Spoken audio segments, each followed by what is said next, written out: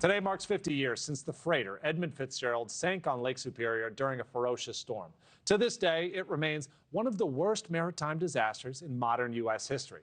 Max is back now with a look at the questions that still linger and the commemorations being held to honor those victims. Yeah, Max? Alex, it shocked the country and still haunts communities across the Great Lakes.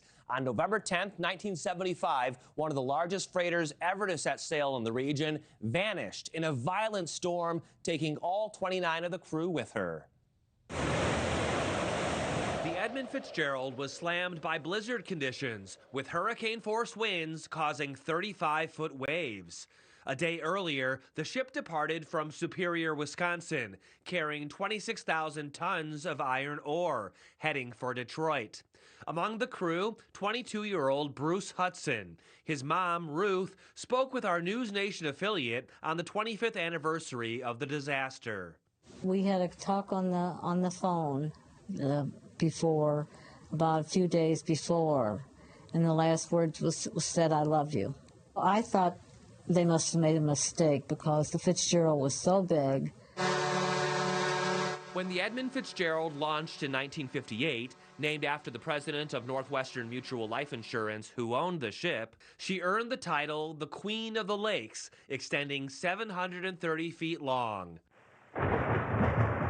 But come November, Mother Nature rules the lakes when strong Canadian storms sweep into the region. However, it's also a crucial shipping time as supplies are rushed across the lakes before they freeze over.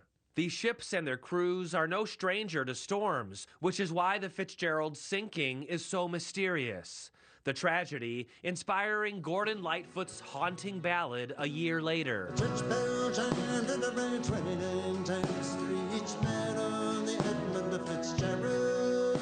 The National Transportation Safety Board's best guess on what happened points to faulty hatch covers, causing a sudden and massive flood, sinking the ship fast. The raging storm prevented any rescue attempt for nearly 12 hours.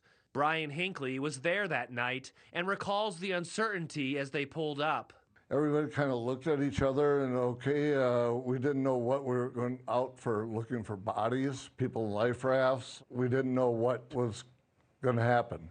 And the ship still sits 500 feet down at the bottom of Lake Superior, with its bow on the U.S. side of the lake and its stern on the Canadian side, with the Canadian government banning dives to the shipwreck nearly 20 years ago, declaring it a protected site at the request of the victims' families.